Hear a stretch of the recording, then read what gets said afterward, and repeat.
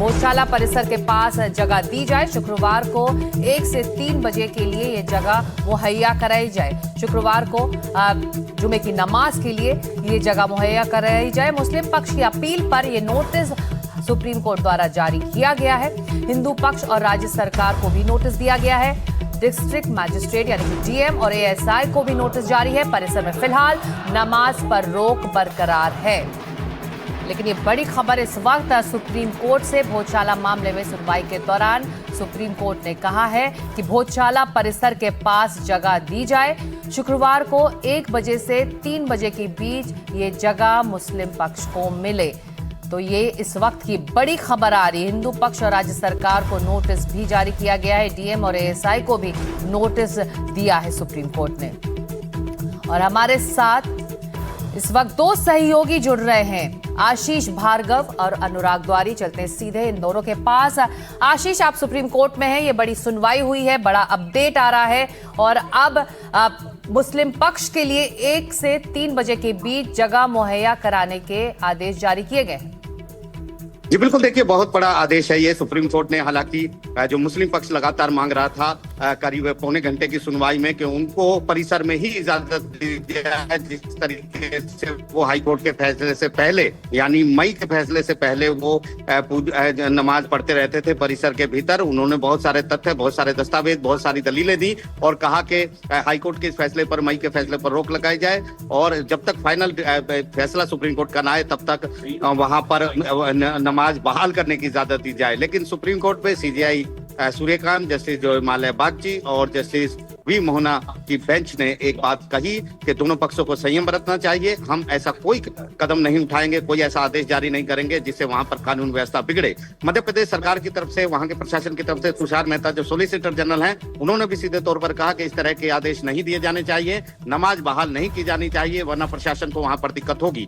तो supreme court ने हालांकि अंतरिम तौर पर एक व्यवस्था की है। उन्होंने कहा कि परिसर के पास ही एक अलग जगह मुहैया कराई जाए मुस्लिम पक्ष को। हर शुक्रवार को 1 बजे से 3 बजे के बीच वो नमाज वहां पर पढ़ सके। प्रशासन मध्य प्रदेश का ये व्यवस्था करे, ये सुप्रीम कोर्ट ने अंतरिम व्यवस्था की है, जब तक कि सुप्रीम कोर्ट इस अपील पर, जो हाई कोर्ट के फैसले पर सीधे सीधे कोई फैसला ना सुना दे।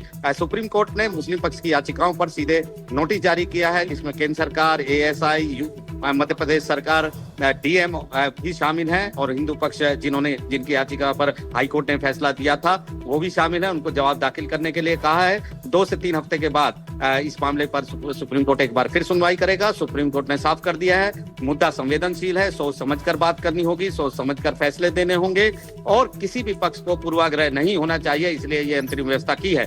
तो फिलहाल अगर पूरी सुनवाई का हम को समझे तो मुस्लिम पक्ष जिस राहत के लिए आया था वो राहत उसको नहीं मिली है। परिसर के भीतर पहले की तरह नमाज नहीं हो पाएगी, परिसर के बाहर एक अलग जगह पर नमाज की व्यवस्था होगी हर शुक्रवार को 1 बजे से 3 बजे के बीच, ये सुप्रीम कोर्ट ने आदेश दिया है। हालांकि मुस्लिम पक्ष की तरफ से लगातार ये कहा गया कि यहाँ पर मस्जिद भी थी, हाई कोर्ट का फैसला अनुचित है, अनफेयर है, बिल्कुल गलत है।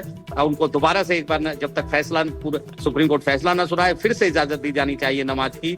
उन्होंने ये भी बताया कि सुप्रीम कोर्ट ने ही बसंत पंचमी के दिन व्यवस्था की थी, जहां पर पूजा भी हुई थी और नमाज भी हुई थी, दोनों चीजें हुई थी, कोई स्थिति नहीं बिगड़ी थी। लेकिन सुप्रीम कोर्ट का उस समय हालात अलग थे, उस समय हाई कोर्ट ने कोई फाइनल फैसला नहीं सुनाया था। अब हाई कोर्ट ने एक फाइनल फैसला सुनाया है कि वहां पर मंदिर था, मस्जिद नहीं थी, नमाज पर रोक लगाई है, इसलिए हाई कोर्ट के फैसले का गहन अध्ययन करना पड़ेगा, लंबी चौड़ी सुनवाई करनी पड़ेगी, सभी पक्षों को सुनना पड़ेगा और उसके बाद कोई फैसला लेंगे। तो फिलहाल मुस्लिम पक्ष को वो राहत नहीं मिली जिसके लिए वो आए हैं। एक अंतरिम व्यवस्था के तौर पर भोजशाला परिसर के पास उनको एक जगह मिलेगी, मध्य प्रदेश प्रशासन मुहैया कराएगा, जहां से हर शुक्रवार 1 से 3 बजे तक वो नमाज पढ़ पाएंगे। जी हाई कोर्ट के फैसले के बाद अनुराग, किस तरह की परिसर में व्यवस्था थी और उसके आसपास क्या होता रहा है? और अब सुप्रीम कोर्ट कह रहा है कि अंतरिम व्यवस्था के तहत जब तक पूरी सुनवाई नहीं हो जाती तब तक शुक्रवार के लिए मुस्लिम पक्ष के लिए एक व्यवस्था की जाए।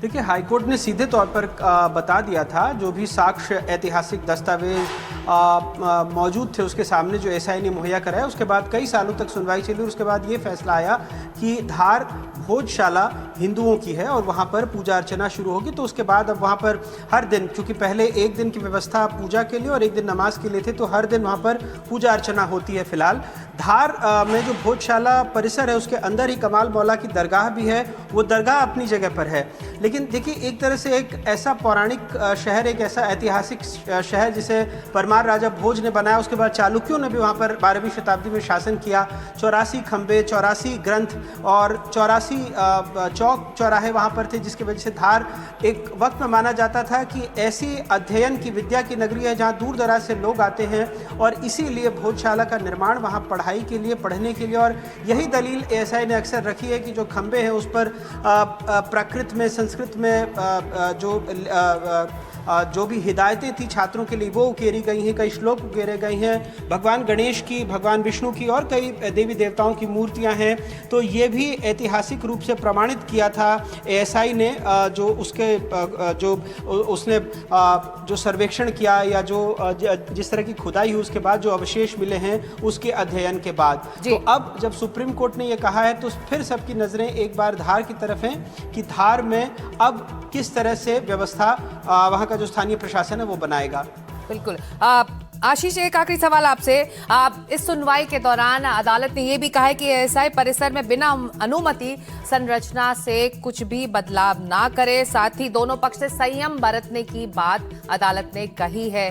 तो संवेदनशील मामला ये है, जैसा कि अनुराग भी बता रहे हैं, जमीन पर क्या होता रहा पिछले कई सालों से।